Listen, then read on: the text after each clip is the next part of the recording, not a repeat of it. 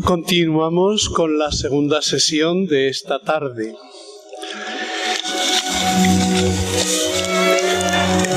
El aspecto que vamos a tocar será el aspecto jurídico. Para ello está con nosotros Antonio Osuna Fernández Largo. Es dominico y toda su docencia está vinculada casi por igual a la Facultad de San Esteban de Salamanca, donde es profesor, ha sido profesor muchísimos años de teología moral, y posteriormente a la Universidad de Valladolid durante 26 años ha sido profesor de Derecho. El punto de encuentro de estos dos ámbitos, el derecho y la teología moral, ha sido el campo del justnaturalismo clásico, el pensamiento ético-jurídico de la Escuela de Salamanca, y de ahí ha pasado a la sociología jurídica, la hermenéutica jurídica y la doctrina moral de los derechos humanos. Podríamos decir que el tema de los derechos humanos, es el punto que concita toda su dedicación a la moral y al derecho. Si es muy extensa toda su vida docente, pues es también impresionante las publicaciones que tiene. En primer lugar, quiero destacar una serie de obras que ha editado en edición crítica, como es el Tratado de la Ley en Santo Tomás, la edición del abuso de juramento y la ocultación y revelación de secretos de Domingo de Soto, y sobre todo la edición y coordinación de los opúsculos y cuestiones selectas de Santo Tomás en 5 gruesos volúmenes. Entre sus obras está la pervivencia del pensamiento justnaturalista clásico, derecho natural y moral cristiano, la hermenéutica jurídica de Hans-Georg Gadamer, el debate filosófico sobre la hermenéutica jurídica, la teoría de los derechos humanos, ámbito y desarrollo de los derechos humanos.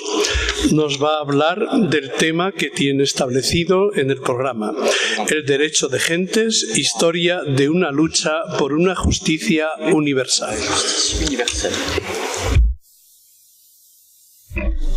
Gracias, Juan Manuel, y gracias a ustedes por venir a escuchar estas palabras mías, que no intentan nada más que ser una contribución al coloquio internacional en que estamos. El objetivo de mi exposición pues va a ser mostrar que la doctrina de Vitoria es un incentivo para seguir avanzando en el establecimiento de una ética humanística de los pueblos. Él abrió caminos intelectuales, pero estos caminos hay que transitarlos hoy. Espero así contribuir a los objetivos del coloquio internacional. La historia de la ética humana puede leerse como una progresiva adquisición de los valores supremos que marcan la vida humana. En otras palabras, el lento progreso de la ética humana tiene un proceso similar al de la técnica, pues a costa de muchos ensayos y frustraciones, la técnica pone cada vez más en nuestras manos el dominio de la tierra. Pues en el orden moral también existe un progreso imperceptible a cada generación, pero que va dejando un pozo en el corazón de la dignidad humana. Pues a ese proceso de adquisición de los grandes ideales humanos es a lo que designamos aquí como lucha por la justicia y el derecho en la tierra. Se trata, en efecto, de una lucha esforzada por dar lustre a la dignidad humana. Empiezo haciendo esta reflexión porque la juzgo necesaria para comprender el singular aporte de Francisco de Vitoria y de toda la Escuela de Salamanca a la moral de índole natural. Lo que aquellos hombres aportaron al tema de la justicia no hay que entenderlo solamente como un luchar contra ciertos desafueros cometidos por gentes de su tiempo, sino como una investigación inédita en campos nuevos de la moral humana, para devolver al hombre su verdadera humanidad. Es decir, no se trataba tanto de defender la justicia cuanto de buscar justicia en campos nuevos del saber moral. Era brevemente un hito en la lucha secular por introducir justicia en la vida humana. Y esto ya nos aproxima más a la comprensión de la genialidad de Vittoria. Primero, el pensamiento de Vittoria sobre el derecho natural. Vittoria resaltó singularmente la racionalidad del derecho. El derecho natural es, en primer lugar, el fruto de la razón humana y nunca las veleidades de una autoridad. Dice Vittoria que el derecho natural es aquello que se dicta como justo por la luz natural de la razón para todos los hombres, y la recta razón considera como injusto lo contrario a esa misma razón. El calificativo de natural dicho de este derecho, lo primero que designa es ser fruto de una razón natural discurriendo sobre lo que es la naturaleza humana. Con esto ya tenemos bien caracterizado el derecho natural, como todo aquello que es esencialmente conocido por la luz natural de la razón como justo para todas las personas y siendo injusto lo contrario. Por consiguiente, en sus productos hay un proceso de adquisición, al igual que sucede con los demás frutos de la razón humana. Pero la razón designa para los escolásticos solo la facultad discursiva del hombre o un tipo de discurso peculiar de esa potencia. Por ello es preciso señalar el contenido de esa razón. Pues bien, el razonamiento ético de la inteligencia humana versa sobre un contenido específico que es la condición natural de la persona humana. La razón ética versa sobre el ser de la persona y ese ser se va desplegando progresivamente conforme conocemos la naturaleza humana. Se empieza seleccionando su diferencia respecto a los demás seres ajenos a la libertad humana. La ética evidentemente no versa sobre ángeles ni sobre animales. Y la singularidad de la persona humana se revela ante todo en la libertad individual. Cuanto mejor conozcamos y formulemos los caracteres y ámbitos de la libertad humana, mejor conoceremos o formularemos los derechos de la persona. Y esa libertad de la persona es idéntica en todos los seres humanos. Y es una libertad social, de convivencia, de solidaridad, de amistad, digamos. La sociabilidad del ser humano es pues raíz de muchos derechos de convivencia y añade también la razón humana un conocimiento del servicio que la tierra presta al hombre. Conocer que la tierra entera está para uso y disfruto de todos los hombres supone un avance enorme en la historia de los derechos humanos. Y llegar a conocer que la solidaridad entre todos los hombres les hace miembros de una sociedad más natural y anterior a cualquier división de estados, etnias, pueblos o razas, es una labor intensa de la razón humana que ha necesitado mucho tiempo para vislumbrar y formular las consecuencias peculiares del derecho natural. ¿Quién duda que este sea un largo recorrido de la razón? Digamos, un viaje de la razón a través de la historia de muchas generaciones hasta llegar a poder formularlo con pretensiones de derecho, que es lo que hizo Vittoria. Se precisa calar mucho en lo humano para decir, como dice Vittoria, que el hombre es miembro de la comunidad universal anteriormente y más profundamente que ser miembro de un pueblo determinado, o que la tierra está al servicio de todos los hombres precedentemente y con más radicalidad que el servicio que presta a su propietario jurídico. He aquí por qué la historia ética social es una epopeya hasta llegar a una formulación de los derechos humanos, y es una historia que todavía en sus primeros bajidos que preceden a una formulación jurídica de la ética, en sus relaciones con los demás seres, con la naturaleza, con el mundo animal y vegetal y hasta con los espacios terrenos y atmosféricos. Tarea apasionante en la misma medida que es tarea de muchas personas de todos los tiempos y del progreso de la ética universal. Como obra establecida por la razón pública, es siempre un perfeccionamiento de la razón pública y de una sociedad racional humana. Buscar lo que es justo es una perfección de la inteligencia. La ley natural, dice Vitoria, no vale ni prueba en el orden moral más que produciendo nosotros un nuevo conocimiento. Por eso el derecho natural es siempre un logro de la razón ética. En suma, dice también Vitoria en otro lugar, nada es de derecho natural si no está al alcance del saber humano, pues hay que dejar bien sentado que lo que no causa en nosotros conocimiento no es derecho natural. Es decir, si la razón se perfecciona y supera, no hay progreso ético. Así pues, cabe afirmar que nada es de derecho natural si no está al alcance de la razón humana.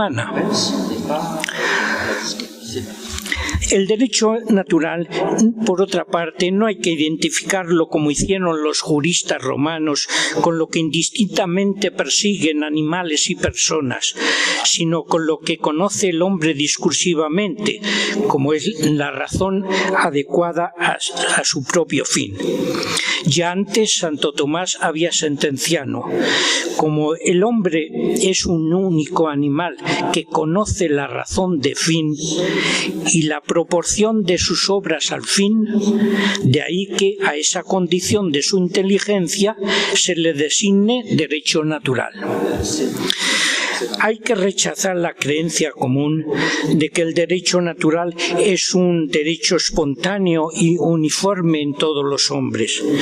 Eso es lo que ha llevado a algunos a entender el derecho natural como el del hombre primitivo, que a veces hemos corrompido los modernos. Derecho natural no designa el estado de vida del Homo sapiens, sino más bien el que este hombre logra formular tras muchas incertidumbres y fallos. Es el derecho del estadio final de la humanidad, el del hombre que ha llegado a su perfección, que ha alcanzado todos los fines humanísticos que corresponden a su ser libre y racional. Sería lo mismo que pretender que el ideal de la humanidad se cumple en los niños. Pues no, el hombre desarrollado y perfecto no es el de la naturaleza nacimiento, sino el del hombre naturaleza perfección en su edad avanzada. La formulación de leyes naturales de moral es una gloria de la razón humana. El derecho natural no hay que buscarlo en la arqueología, sino en la sociedad éticamente avanzada. No en el hombre de las cavernas, sino en la sociedad promotora de la dignidad humana. Ciertamente el hombre posee una razón prodigiosa, pero su desarrollo necesita tiempo y discurso prolongado. Por eso es cierto el pensamiento de Santo Tomás, que dice que los primeros y fundamentales razonamientos morales son universales, pero su desarrollo y su formulación en leyes morales requiere atención a muchas circunstancias y a mucho desarrollo histórico. Quizá quienes he tenido que repetir esta enseñanza a los discípulos, pues hemos oído con frecuencia la tópica objeción.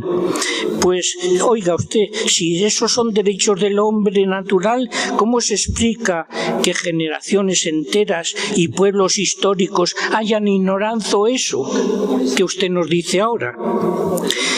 Evidentemente que sean preceptos que atañen a la naturaleza humana en sí misma, no significa que fueran conocidos espontáneamente por esa naturaleza, pues todo fruto de la razón es natural, pero no inmediatamente conocido.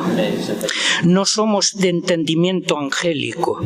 La ética natural no es repetir mecánicamente lo conocido desde antiguo, sino un esfuerzo continuo de culturas y generaciones de moralistas por hallar los derechos que corresponden a lo humano. Durante siglos se consideró que la esclavitud era algo natural, porque era conforme a la naturaleza. Claro que los más listos pues dominen a los menos dotados.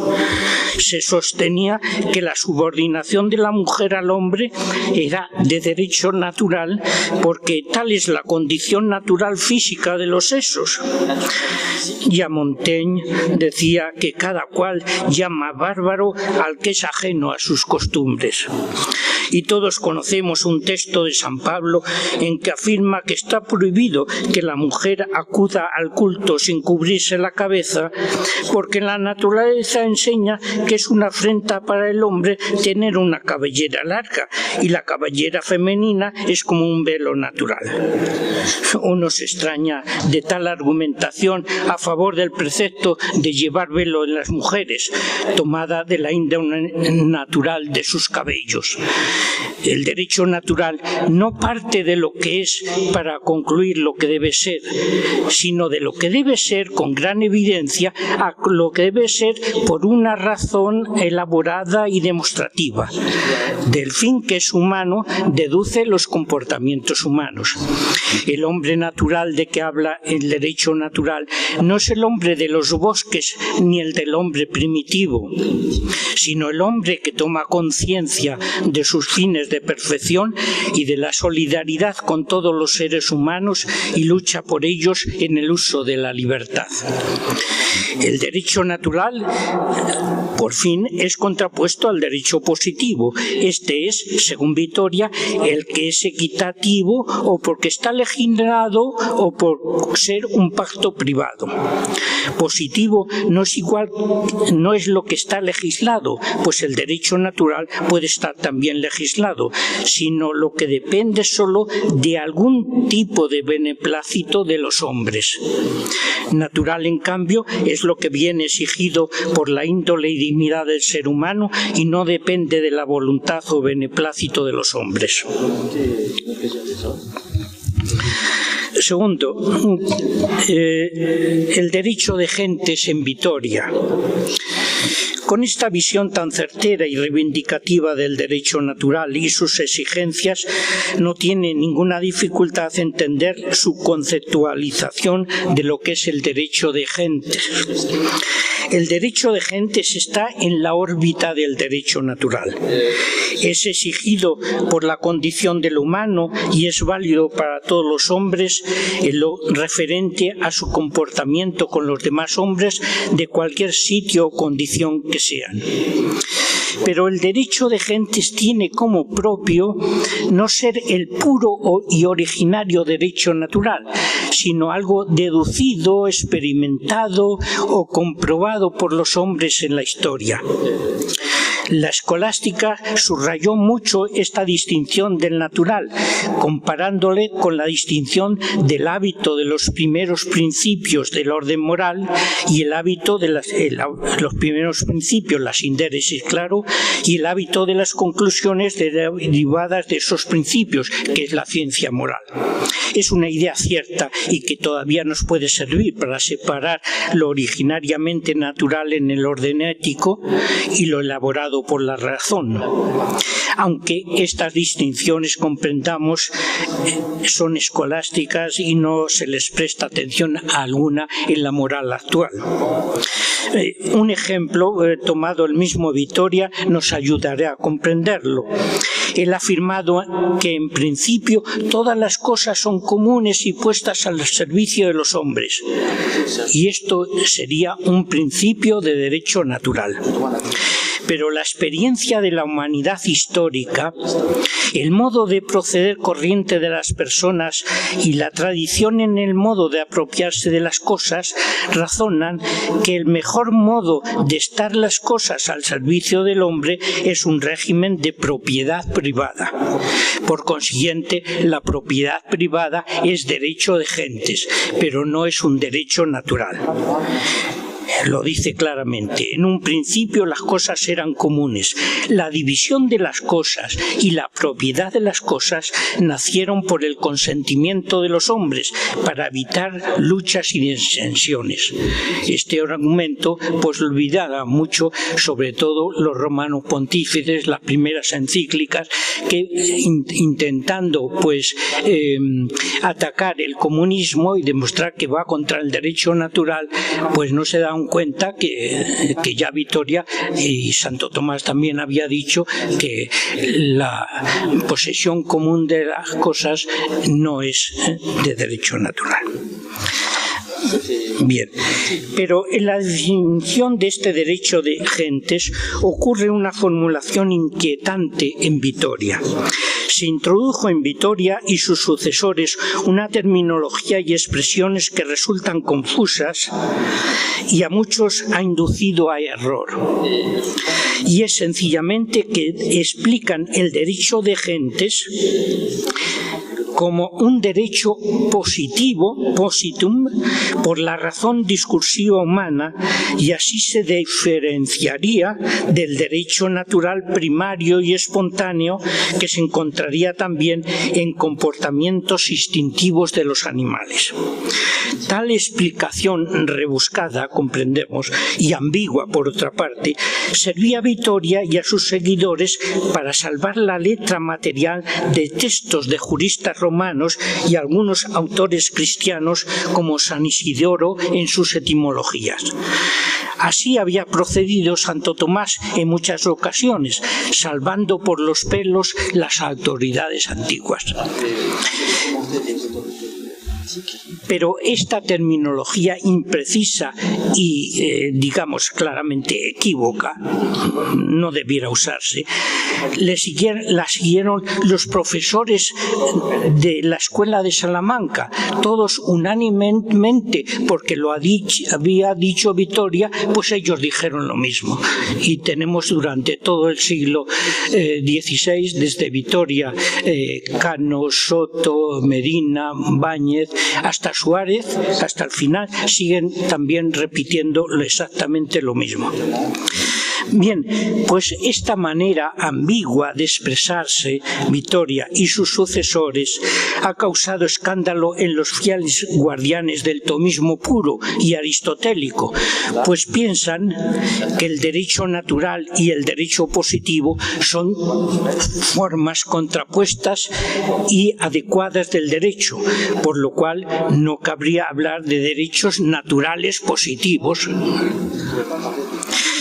Pero si todavía permaneciera algún reproche a las expresiones ambiguas de Vittoria, por esta explicación un poco rebuscada, quiero afirmar dos cosas brevemente. En primer lugar, en sus relecciones, Vittoria corrigió esta manera de expresarse que era propia de los comentarios a la Suma, y afirmó allí que siempre que el derecho de gentes es un derecho exigido por la naturaleza misma del hombre. Y en segundo lugar, que él mismo quitó importancia a este modo de hablar, pues si han leído el texto, dice que estas terminologías es solo cuestión terminológica. Dice, porque suelen o pueden seguir hablando lo mismo teólogos y juristas, aunque cada uno diga cosas distintas. Sí, en efecto, este cambio de opinión, a mi juicio, se debe porque a quien conoce los métodos de enseñanza en el siglo XVI de Vitoria, en la enseñanza en clase, o sea, en sus comentarios, pues les obligaba a ser sumamente estricto con las autoridades. Toda la clase se tenía que estar dirigiendo a comentar las autoridades que tenían. Claro, para Vitoria la autoridad suprema era Santo Tomás, y como Santo Tomás había citado y como autoridad a San Isidoro, pues había que salvar a San Isidoro por encima de todo. Sin embargo, cuando da las relecciones ya es otro ámbito. Ahí ya el maestro ya no tiene que estar atándose y manteniéndose la lengua con un poco de cuidado, sino que puede desenvolverse más libremente. Y ahí ya dijo lo que pensaba auténticamente, que el derecho de gentes es un derecho humano, nunca es positivo. El derecho internacional en Vitoria. La doctrina del derecho de gentes de Vitoria ha obtenido en los últimos tiempos un universal aplauso. Olvidada durante mucho tiempo, se ha descubierto en ella una valiosa mina de su pensamiento jurídico. Sirvan como ejemplo la notable confesión de un eminente especialista en derecho internacional, el canadiense James Brown, cuando dijo: «Yo, Santiago Brown Scott, anglosajón y protestante, declaro que Francisco de Vitoria, español, católico y monje dominico, es el verdadero fundador de la escuela moderna del derecho internacional». Difundió esta propuesta Camilo García Trelles en la obra Francisco de Vitoria, fundador del derecho internacional moderno, en el año 1928, en que mostraba que Vitoria se había adelantado a Grocio en este menester, a pesar de que se le atribuyera a este el ser el iniciador. Con su doctrina del jus gentium, Vitoria ha sido considerado siempre como el iniciador de una forma específica de ser derecho entre las sociedades humanas. Frecuentemente se dice que Vitoria sin más fundó el derecho internacional. No creo que sea una afirmación esta acertada. El derecho internacional no ha tenido propiamente fundación en época exacta ni nunca.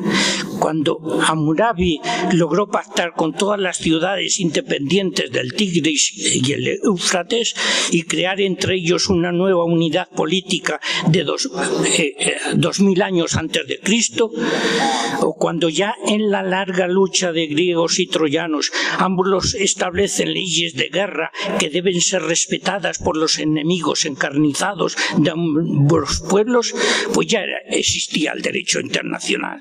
No había que esperar hasta el siglo XVI para que alguien fundara el derecho internacional. Y es que creo que lo que verdaderamente inició Vitoria, y esta sí que es la gloria más excelsa suya, es haber definido y descrito doctrinalmente el contenido ético que circunscribía ese derecho de gentes y haber delimitado la índole racional de su contenido, distinto por tanto de todo convenio puntual realizado por los pueblos. Es reivindicar lo que hizo Vitoria, la índole ética de todo derecho internacional. Esto sí, esto es el iniciador Vitoria. Visto desde el horizonte histórico doctrinal, con acierto decimos que al derecho de gente de Vitoria, como fue una forma novedosa del derecho, que es el derecho internacional, propios de la dignidad humana y en claves de pensamiento justnaturalista. y pienso que no hay que dar mayor importancia a ese que los tantos tratadistas de estos temas se refieren. Son las palabras que cambió Vitoria cuando narra pues la definición del derecho de gentes y trae la definición de Gallo, la consuma, y entonces ahí cambia un poco las palabras, porque Gallo decía justum inter homines omnes, y él pues quitó el homines y puso sin más justum inter gentes, y dicen todos, ya se ha descubierto el derecho de gentes. No, esto me parece a mí que es una cosa meramente estilística y que se le fue la mano a Vitoria, como es lógico, porque si estaba hablando del derecho de gentes, pues se le fue y dijo, pues también es el propio del derecho de gentes. En todo caso, es en las relaciones donde se contiene la novedosa y genial doctrina de Vitoria, que les leo a continuación. El derecho de gentes no solo tiene fuerza de ley por pacto y convenio de los hombres, sino que tiene fuerza de ley por sí mismo. El orbe todo, que en cierta manera forma una república, tiene poder de dar leyes justas y convenientes para todos, cuales son las del derecho de gentes, de donde se desprende que pecan mortalmente los que violan los derechos de gentes, sea en paz o sea en guerra, sean asuntos graves como es la intangibilidad de los legados. Y ninguna nación puede creerse menos obligada al derecho de gentes porque está constituido por la autoridad de todo el orbe. Esta, a mi juicio, es una reflexión de las más lúcidas que tiene Francisco Vitoria. Solo por estas palabras sí que merecía tener una estatua en la Sociedad de Naciones. Es lo más noble de la índole moral y social del hombre, y es el deseo de formular en el tiempo las exigencias éticas derivadas de ser miembros de la comunidad humana. Y en este aspecto, Vitoria fue un heraldo de esta tesis en la doctrina oficial de la Iglesia. Todavía se reconoce que la encíclica Rerum Novarum de 1899 fue la avanzadilla, lo citamos siempre todos, de la doctrina moral social católica. Pues bien, en esa encíclica la cuestión de moral social se reduce a las relaciones de patronos y obreros. Pues el hecho con que se enfrenta es que un número sumamente reducido de opulentos y adinerados ha impuesto poco menos que el yugo de la esclavitud a una muchedumbre infinita de proletarios. Dice, sí, eso es cierto, pero no dice nada de la Sociedad de Naciones, ni dice nada del derecho internacional. Hubo de pasar casi un siglo para incluir formalmente el derecho de los pueblos como tema específicamente moral. Fue Juan XXIII quien dijo que el problema tal vez mayor de nuestros días es el que atañe a las relaciones que deben darse entre las naciones económicamente desarrolladas y los países que están aún en vías de desarrollo. Pero fue Pablo VI en la encíclica Populorum Progressio quien introdujo en el campo de la moral social los problemas de la sociedad de los pueblos. Y después ya claramente Juan Pablo II en Solicitudo Rei Sociales y en Centésimos Annos. Solo pues en los tiempos modernos, muy recientemente, los problemas del derecho internacional han obtenido consideración directa en la enseñanza y en la predicación de la Iglesia, y estaban sin embargo claramente enunciados en Francisco de Vitoria.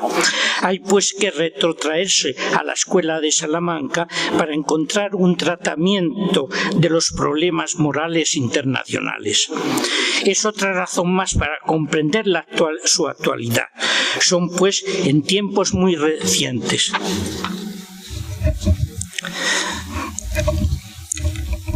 Cuarto, prosiguiendo en la lucha por el derecho de gentes después de Vitoria. Esto creo que es lo más importante. No solo lo que dijo él, sino lo que hay que hacer, lo que resta por hacer.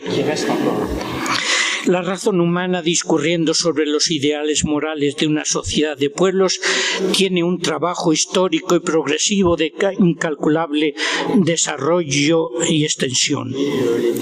Vitoria defendió acertadamente el estatuto y condiciones del desarrollo de ese derecho de gentes válido para la humanidad, como ideal ético de toda sociedad política. Dio en esto una enseñanza perdurable que hoy celebramos con encomio sin par.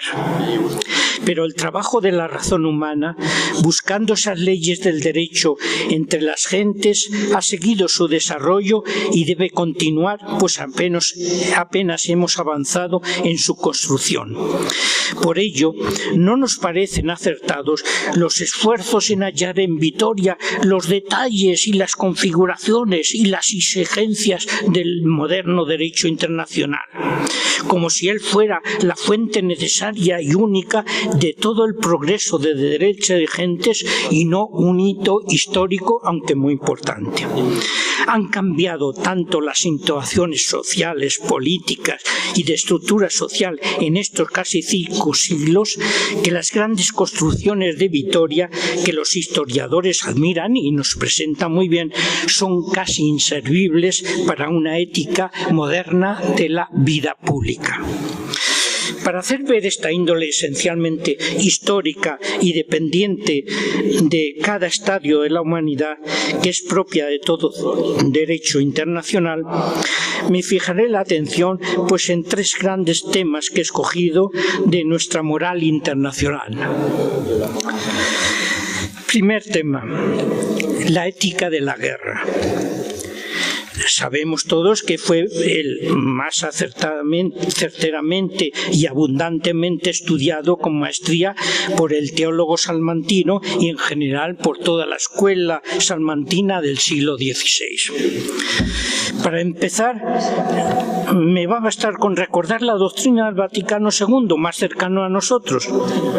Cuando el concilio quiso hablar de la guerra como solución de los problemas entre las naciones, no citó los sesudos estudios de Vitoria sobre los títulos legítimos para la guerra, sino que sin más dijo: teniendo siempre presente esta postración de la humanidad, el concilio pretende recordar ante todo la vigencia permanente del derecho natural de gentes y de sus principios universales.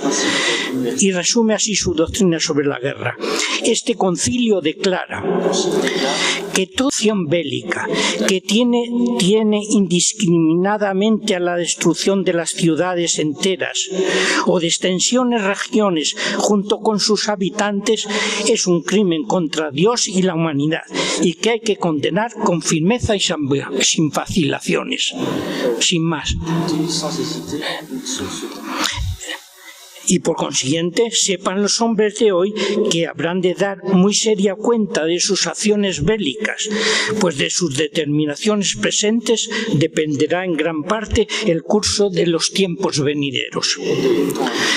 Esta actitud ante la guerra era un asentimiento a las palabras de papas anteriores, como la Pío XII, quien dijo: un deber ciertamente obliga a todos, un deber que no tolera ningún retardo ni ninguna dilación, ninguna vacilación, ninguna tergiversación. Es el deber de hacer todo cuanto es posible para proscribir y desterrar de una vez para siempre la guerra de agresión como solución legítima de las controversias internacionales y como instrumento de aspiraciones nacionales. Si en algún tiempo una generación ha debido sentir en el fondo de su conciencia el grito de guerra a la guerra, esta es ciertamente hoy. Ya estaba pues condenada toda guerra de agresión, cualquiera que sean sus razones históricas de convivencia en que se quieran parar.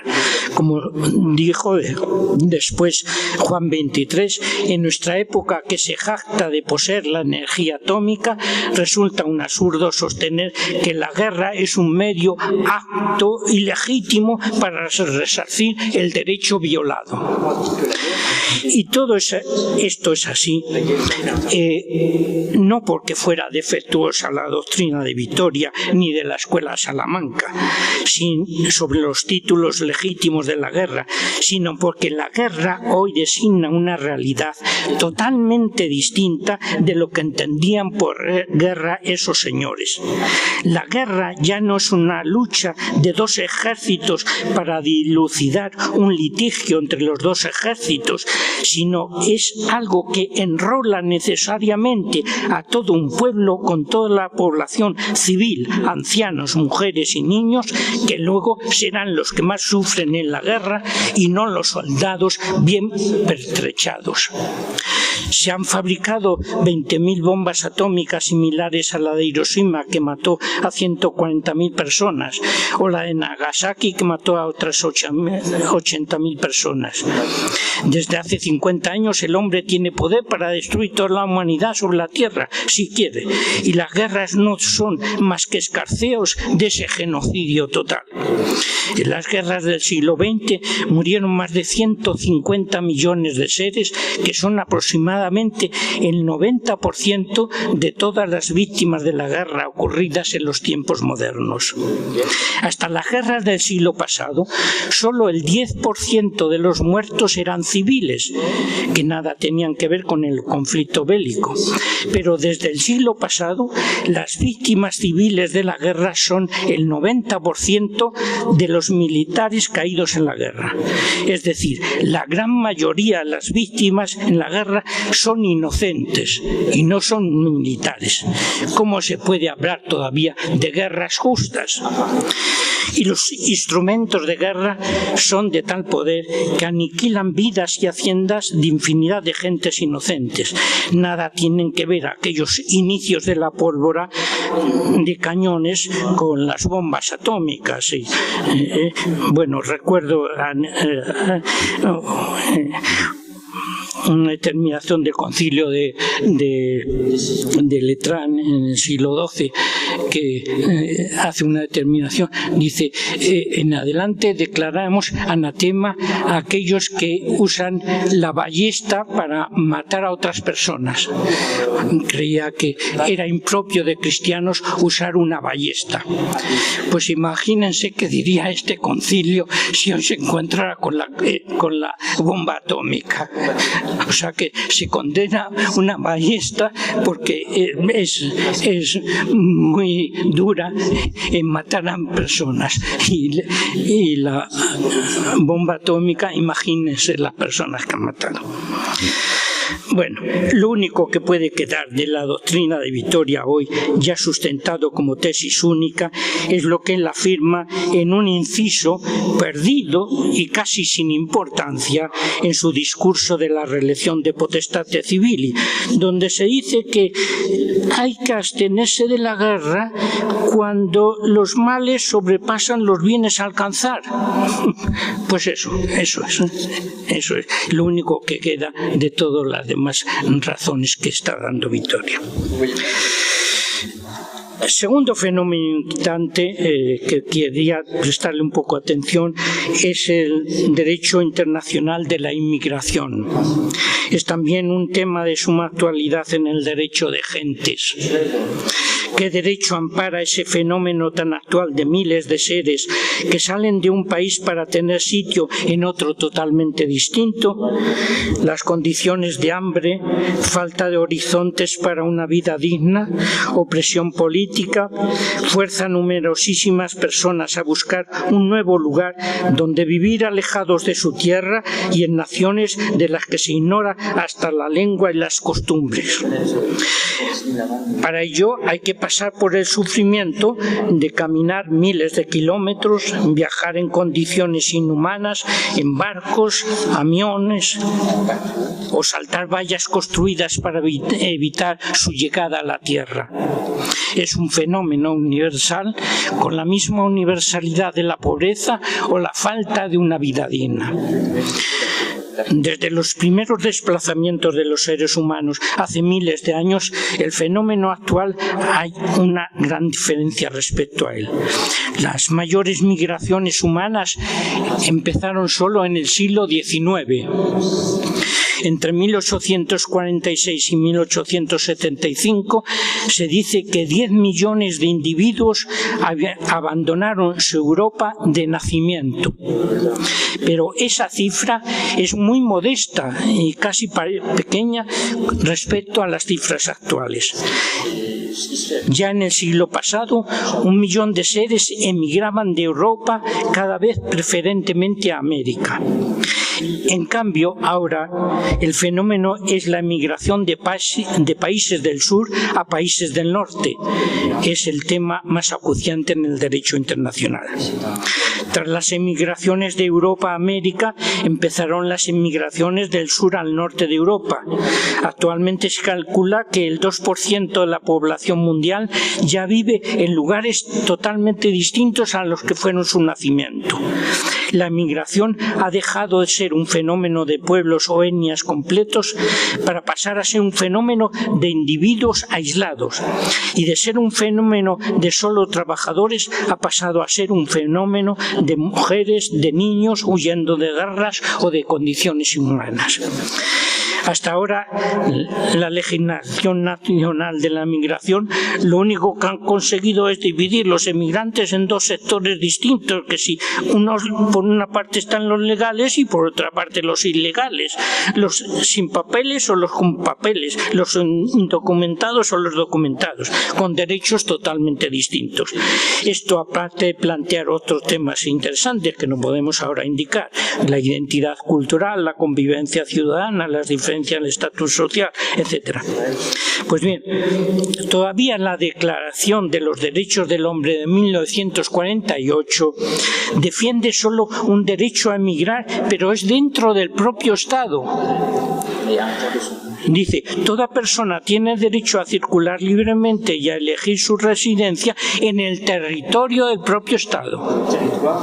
No dice nada el derecho de gentes respecto a la emigración.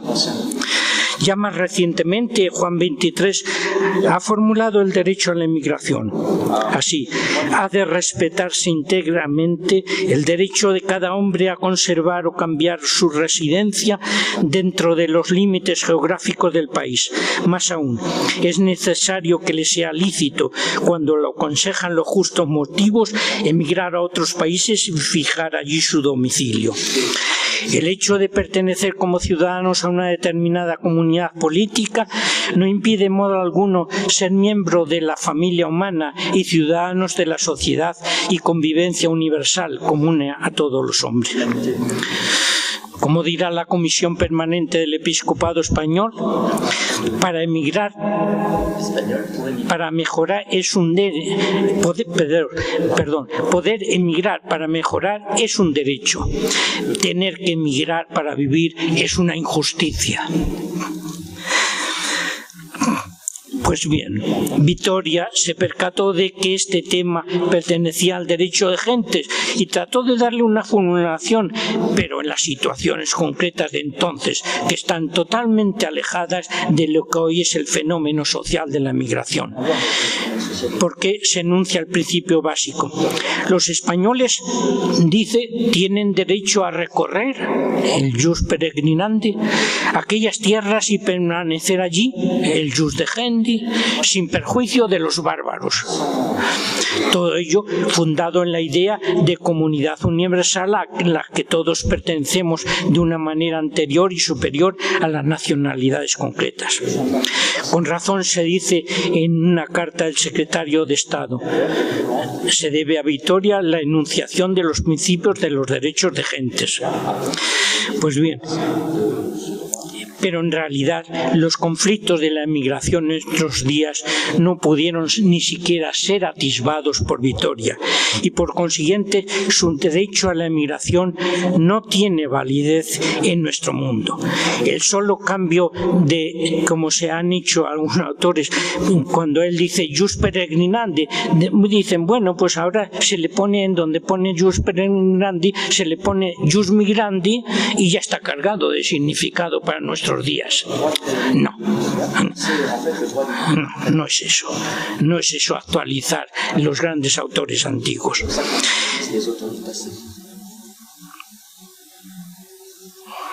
No olvidemos que el derecho a emigrar es bajo cierto aspecto un mal, si bien en determinadas circunstancias es un mal necesario. Tengamos en cuenta que la emigración está forzada en muchos casos por la voluntad de vivir. Antes se emigraba para buscar mejores perspectivas de vida. Hoy, en cambio, se emigra sencillamente para sobrevivir. El actual Papa Francisco ha recordado que otro reto para la paz que salta a la vista y que es que desgraciadamente asume en algunas regiones y en determinados momentos el carácter de una tragedia humana verdadera y propia, pues es la migración forzosa, del que ha definido como un fenómeno muy complejo, reconociendo también los esfuerzos de las organizaciones internacionales, los estados, las diversas fuerzas sociales, y para responder de forma civil y organizada a los aspectos más críticos, a las emergencias y a las situaciones de mayor necesidad. Pero incluso en este caso nos damos cuenta de que no podemos limitarnos a correr tras las emergencias. El fenómeno se ha manifestado ya en toda su amplitud y de una forma que hace época. Ha llegado el momento de enfrentarlo con una perspectiva política seria y responsable que toque todos sus niveles: el mundial, el continental, el de macrorregiones, el de relaciones entre las naciones, hasta las del ámbito nacional y local. En este campo hay experiencias opuestas. Bien. Todo esto es una realidad social propia del mundo en que vivimos. Por supuesto, siempre la razón fundamental entrará en la primera condición de todo ser humano como ciudadano en la tierra, antes de ser miembro de una nación determinada, de la que había hablado Vitoria. Pero la evolución racional de este principio es muy particular en el caso de la emigración. Da la impresión de que el principio de Vitoria se aplicaría a algo así como una especie, diríamos, de derecho al turismo internacional, pero no es así como tenemos que enfrentarnos hoy con la emigración actual para responder desde la razón histórica y desde las ciencias sociales a este gran problema de nuestra humanidad, donde la emigración es forzada en muchos millones de personas por la necesidad de subsistir. Es una enorme tarea del derecho de gentes formular y hacer vigente ese derecho natural en las personas, a no ser impedidas por la emigración, decía Pío XII. Y en tercer lugar, un nuevo derecho de gentes. Tratemos, aunque sea brevemente, el derecho al desarrollo. La distinción entre pueblos desarrollados y pueblos no desarrollados es propia de nuestros días. Es la toma de conciencia de los pueblos subdesarrollados. Un tiempo se calificaron sencillamente como países no alienados, como queriendo decir que su problema no tenía nada que ver con la distinción política de entonces entre pueblos de régimen económico libre o comunista. Se les designó también como el norte y el sur. Geográficamente designa una pequeña porción de naciones del norte frente a numerosos pueblos del sur, es cierto. También en su población hay una gran diferencia, pues es una gran mayoría de población en los pueblos subdesarrollados frente a una población mucho menor de los pueblos desarrollados. Aproximadamente una quinta parte de la población del mundo vive en países desarrollados, pero dispone del 86% de la riqueza mundial. Pues bien, solo en nuestro tiempo, en el Sínodo de los Obispos de 1971, se defendió el derecho humano al desarrollo. Y así es como se inició la formulación moderna de un derecho de gentes de alcance universal. La Asamblea General de la ONU reconoció el derecho al desarrollo como un derecho humano en su resolución del 23 de noviembre de 1979, fíjense las fechas, y en el 4 de diciembre de 1986 se aprobó una declaración sobre el derecho al desarrollo, que en el orden jurídico internacional es lo único que existe. Pero su desarrollo en leyes está todavía por efectuarse, pues ese documento tiene solo un valor programático, no son derechos reclamables ante un juez.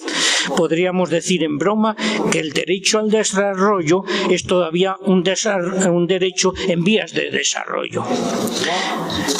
Por no saber o no sentirme capaz de otras elucubraciones sociológicas y económicas, pues me atendré solo a exponer brevemente la encíclica sobre el tema Populorum Progressio de Pablo VI. Afirma este Papa que el crecimiento humano constituye como un resumen de nuestros deberes. Parte de la visión humanística moral que afirma que todos los hombres están llamados a un desarrollo pleno, que se realiza cuando la humanidad avanza por el camino de la historia, pues la solidaridad humana es un deber. Pero no se refiere solo al desarrollo personal en camino hacia el fin último, pues el desarrollo integral del hombre no puede darse sin el desarrollo solidario de la humanidad.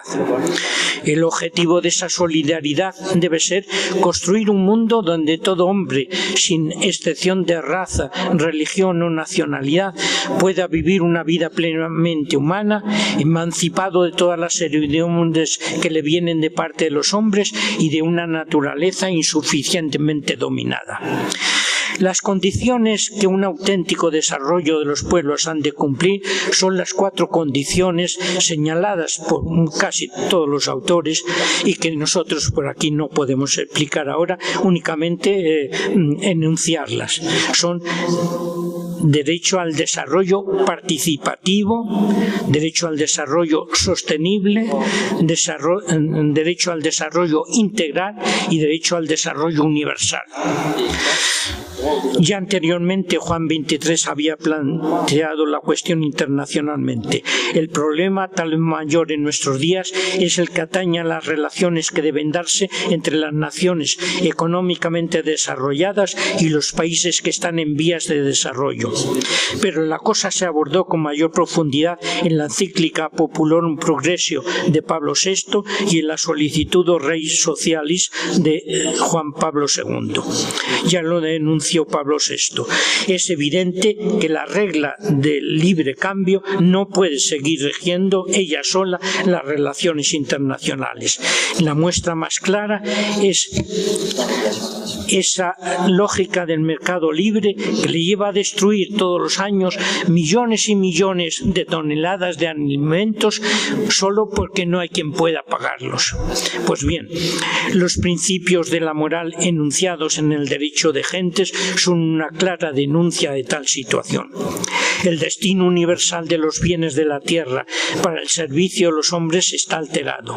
Los países ricos con una población que no sobrepasa el 25% de la población mundial consume, sin embargo, el 70% de la energía mundial, el 75% de los metales, el 85% de la madera y el 60% de los alimentos.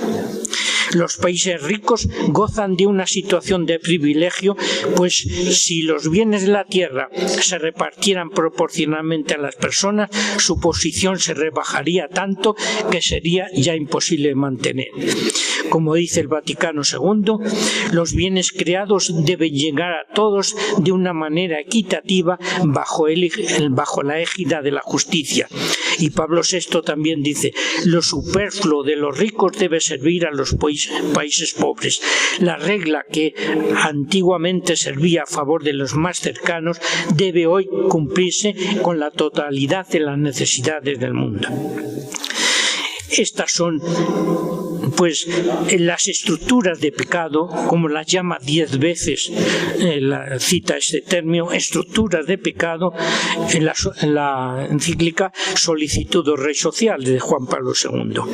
Como dice un autor, el descarrilamiento de un tren no se debe a la voluntad perversa del maquinista, sino al mal trazado de las vías y al error en las agujas de la vía. Todo esto es el derecho al desarrollo.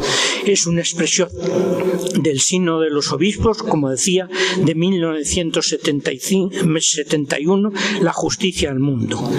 Pablo VI dijo que el verdadero desarrollo es el paso para cada uno y para todos de las condiciones de vida menos humanas a las condiciones de vida más humanas. He aquí, pues, una prolongación aceptable de la lucha por la justicia en un derecho de gentes a construir, un derecho de gentes actualizador, un derecho de gentes promovido por Francisco de Vitoria. Creo que por ello se puede seguir luchando por la justicia en la línea iniciada por Francisco de Vitoria. Y esta puede ser la tarea de nuestros días. Ya no solo recordar las glorias pasadas, sino luchar por la justicia en el establecimiento del reino de Dios mediante la promulgación, la realización y la defensa del derecho de gentes por todos los hombres y en todos los pueblos. Ojalá el impulso de la doctrina del derecho de gentes de Vitoria sea un aguijón que motive a la acción a muchos seres. Y nada más.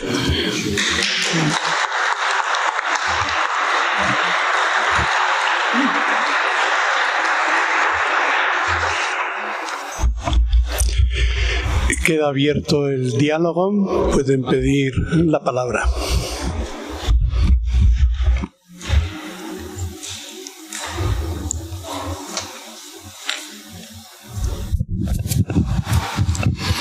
Sí, mi nombre es León Gómez, yo vengo de la Universidad Europea de Madrid y disculpen un poco la osadía de que he llegado tarde, me incorporo ahora al seminario y no he estado esta mañana, pero me han surgido un par de preguntas o comentarios que espero que no repetirme, como digo, en relación al derecho internacional de Vitoria, su proyección y su actualidad, como comentaba, como antecedente de Grocio. Y justamente yo estoy ahora trabajando el Mare Liberum de Grocio y el de Iure Belli ac Pacis, buscando y comparando y reflexionando sobre las citas de Vitoria o de Covarrubias o de otros autores, ¿no? Y me parece que es enormemente actual la explicación que hace Grocio para justificar el comercio holandés en estos argumentos de Vitoria sobre la libertad de circulación de los españoles, que a lo mejor ya digo que esta mañana han tratado sobre el derecho de conquista basado en el ius communicationis, que no es una donación pontificia, sino que es la libertad de comercio. Igual que también dice que Vitoria dice que los españoles no tienen derecho a inferir o a ingerir, mejor dicho, no sé cómo decirlo, en la organización política. Tienen que respetar la organización política y tienen que respetar la propiedad privada de esos indios, ¿no? Porque a mí eso me parece enormemente moderno. Y quizás un poco le provoco diciéndole eso yo creo que es muy reconocible y muy actual como un valor de estos doctores, ¿no? sobre todo por este lado político. Luego habría otra cuestión, pero que ahí me anticiparía a la sesión de mañana sobre liberalismo, que estoy viendo, que quizás a lo mejor ahora no es el momento, pero cuando hablaba del desarrollo de estos niveles más macroeconómicos entre los pueblos, ¿no? La justicia, sin embargo, a un nivel más microeconómico, cuando hablan de cuál tiene que ser el precio justo, esa común estimación que se ajusta en el mercado, eso también me parece enormemente moderno y que la economía lo ha recogido casi al pie de la letra, ¿no? Bueno, pues no sé si es una pregunta o un comentario, nada más.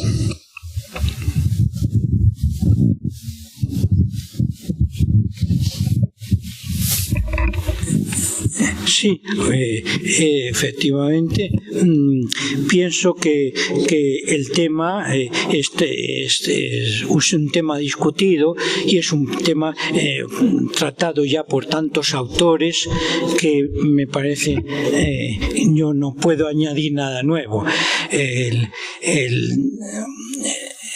La obra de Grocio sobre el derecho de libre circulación en los mares, pues marca un hito histórico.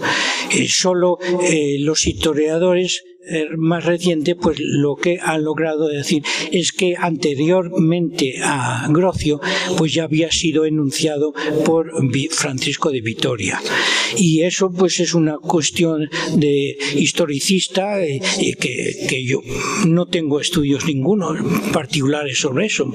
Me atengo a lo que dicen los autores eso y sostengo eso, y creo que es cierto que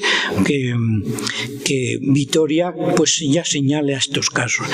Y respecto al, por ejemplo, las cosas referentes al justo precio, que si es de derecho natural el libre imposición del justo precio por parte de los demandantes y los demandados, pues efectivamente esto es una obra que la trata muy bien, no Vitoria, no tanto Vitoria, sino Domingo de Soto. Yo en donde mejor he encontrado esos temas referentes al derecho de gentes en el comercio es en Domingo de Soto, que es también, por supuesto, anterior a Grocio, también, pero ya digo, es una cuestión historicista que yo no tengo nada nuevo que aportar.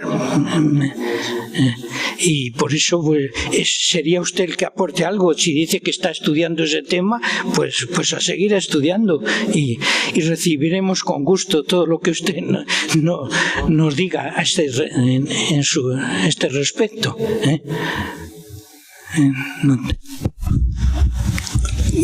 ¿Tiene usted la palabra aquí? Bueno, perdone. Oui, Augustin Willy-Wall, je suis doctorant en philosophie à l'Université catholique de Louvain, à Louvain-la-Neuve, en Belgique, originaire de la République démocratique du Congo dominicain.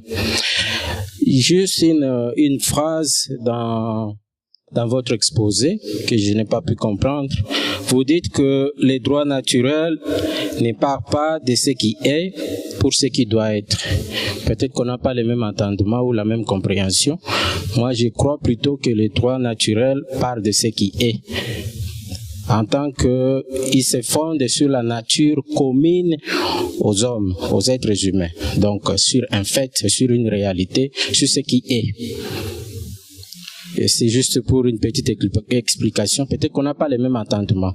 Et pourriez-vous me dire un peu de mots s'il y a un grand décalage ou peut-être que c'est un développement? Les droits des gens seraient plutôt un développement des droits naturels.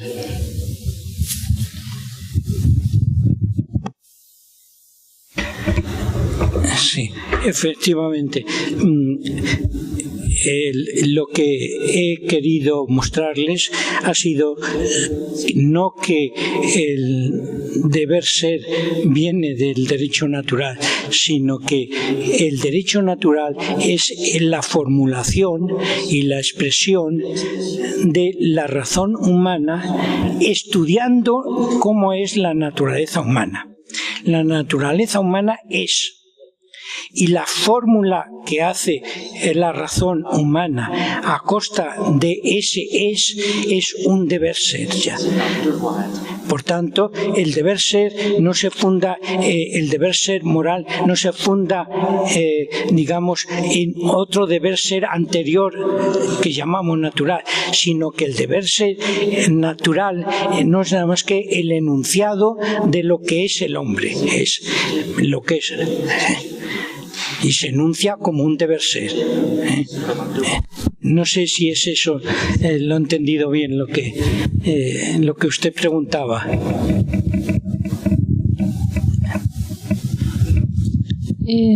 Soy Simona Langella de la Universidad de Génova. Yo quería, en primer lugar, dar las gracias a Padre Osuna por sus ponencias y quería comentar unos puntos. En primer lugar, quería decirle que agradecía haber puesto el acento en la idea que el derecho natural es algo que tenemos que alcanzar.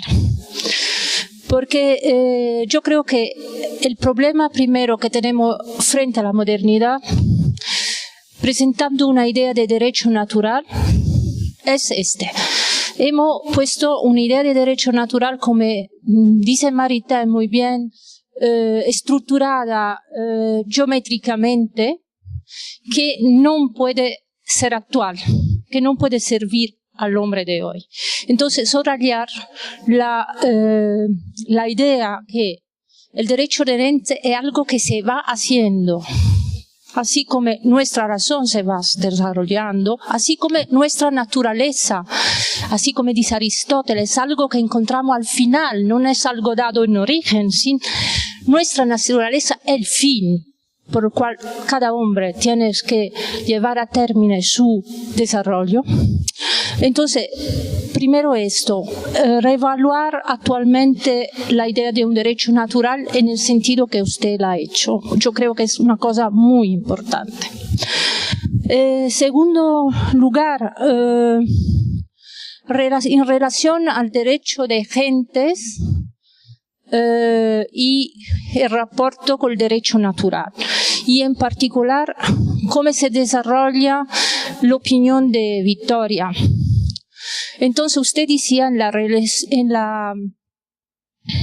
los comentarios, Vittoria sigue la pauta de Santo Tomás, que a su vez sigue las ambigüedades implícitas en la etimología de Isidoro. Cómo solucionar la diferente postura de Vittoria en las relaciones. Usted ha subrayado que son dos ámbitos diferentes en el cual el maestro habla. Uno son las relaciones a un ámbito público donde Vittoria habla en primera persona. Otra cosa es Vittoria comentador de Santo Tomás. En este punto yo creo que se tiene que tener presente, pero también el hecho que si Vittoria no hubiera desarrollado la idea de un derecho de gente que depende del derecho natural, su postura en la defensa de los indios no hubiera sido tan eficaz como sosteniendo que el derecho de gente es un derecho que depende del derecho natural. Entonces yo creo que hay una razón teórica que hace dar el cambio a Vittoria. Y tercer punto que quería decir, yo soy una historiadora de la filosofía, entonces estoy muy atenta a aquello que es el contexto cuando se habla, ¿no? Y usted justamente decía lo ius peregrinandi no es lo ius emigrandi y los contextos son muy diferentes. Y esto seguro, pero también Vittoria, yo creo, hay un paso de la de Indis que dice una cosa muy importante. Subraya, hay una línea que después no desarrolla, pero subraya que cada hombre tiene derecho a tener ciudadanía. Ahora, ¿qué quiere decir esto? Quiere decir que nosotros no podemos admitir que hay personas que son considerados apólides. ¿Por qué no pueden ser apólides? Porque ser ciudadanos, hacer parte de la polis, es algo ontológico. Y entonces esta argumentación para mí se puede gastar hoy. Es actual, es tremendamente actual. Porque cuando los inmigrantes llegan en barco en Italia, en Sicilia, hace una semana llegó un barco que tenía 35 personas que estaban muertas en la parte de abajo y otras tantas personas que quedaron medio vivas, digo yo, de la parte de arriba. Quien estaba abajo decía aquello de arriba, por favor, abrís, porque queremos salir. Pero aquello que estaba arriba no podían abrir, porque se hubieran ido toda a la mar. Entonces, esto de la inmigración es realmente un reto para la razón. Y yo creo que Vittoria, cuando dice que tenemos que plantearnos esto, que cada hombre es ciudadano del mundo, no podemos decir que no es actual, es tremendamente actual. Entonces, yo creo que hay un potencial en el pensamiento de Vittoria muy importante por la actualidad. No lo tenemos que transcurar. El pleito de renderlo actual está en nosotros, a través de nuestras reflexiones. En todo modo, muchas gracias, en particular modo, por habernos recordado que el derecho natural es algo que se va haciendo con nosotros en nuestro esfuerzo. Sí, efectivamente, tiene una gran fuerza ese pensamiento de Vittoria sobre el derecho natural, y yo es lo que he querido insistir sobre todo. Para nosotros, para nuestros modos de hablar ya hoy, tratando estos temas, podemos sin más decir que para Vittoria el derecho de gentes es un derecho natural, es una parte, si quieren, algo así. He subrayado que para mantener todavía esa vieja distinción escolástica que distinguía, y lo siguen todavía los escolásticos diciendo que es distinto, tenemos un hábito que es la sindéresis, que es la del derecho natural primario, y luego tenemos un hábito que es la ciencia ética, que la tiene, que es un hábito añadido y que es distinto formalmente como hábito, y también está en una potencia intelectual distinta, el derecho de gentes. Claro, estas distinciones ya hoy no cuentan ya, y sin más podemos seguir diciendo, como dicen todo, pues el derecho de gentes es un derecho natural, y únicamente pues ya tratando de estudiar a Vittoria, pues es una cosa que hay que tener en cuenta, que sí, él es cierto que afirma que el derecho de gentes es un derecho positivo, y lo afirma en los comentarios de clase, lo dice, vamos, insistiendo mucho, pero era para salvar esas autoridades famosas, que la de Gallo, el jurista romano, era un factotum para estas personas, y luego sobre todo pues para Santo Tomás San Isidoro. Claro, lo ha dicho San Isidoro en las etimologías, que distingue que hay dos derechos, derecho natural y derecho de gentes. Bueno, pues ciertamente hay que conocerlo esto para los estudiosos, pero vuelvo a decir, así en el pozo de la ciencia queda solo pues reivindicar el derecho natural.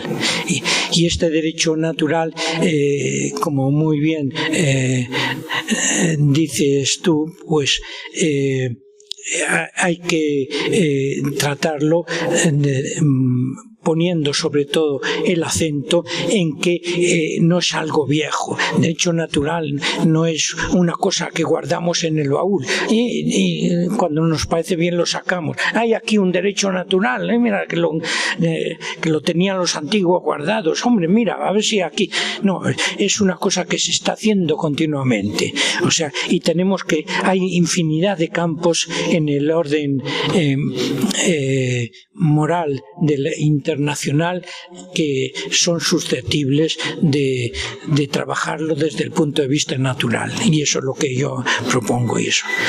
Y aprovecho la ocasión para decirles a ustedes que en Simona tienen una especialista, que ella ha publicado el Tratado de la Ley de Francisco Vitoria y lo conoce bien y lo ha introducido con introducciones muy completas, o sea que sepan ustedes también que, pero en fin, ya le oirán también en la próxima intervención. Bien, nada más. Tendremos el gusto mañana de escucharle a la doctora Simona Langella. Una última palabra y luego decirles que a continuación a las 7:15 tenemos una visita guiada a la iglesia y al interior del convento. Las personas que no lo conozcan están todas invitadas para poderlo conocer. En fait, ce que je vais dire, c'est pas une question, mais plutôt des appréciations. J'apprécie beaucoup votre présentation, le contenu, la manière de délibérer, ainsi que l'intégrité du sujet. Vous avez très bien connecté toutes les différentes dimensions, surtout interrelations humaines, la dimension communautaire avec les individus. Et puis aussi la pertinence de questions dans le monde d'aujourd'hui. Merci beaucoup. Et merci pour votre cœur et conviction sur le sujet. Muchas gracias. Sí.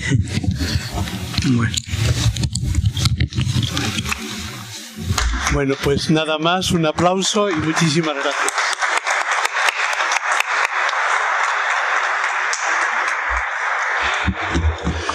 Continuamos mañana a las 9:30, como se indica en el programa. Ahora a las 7:15 comenzará la visita.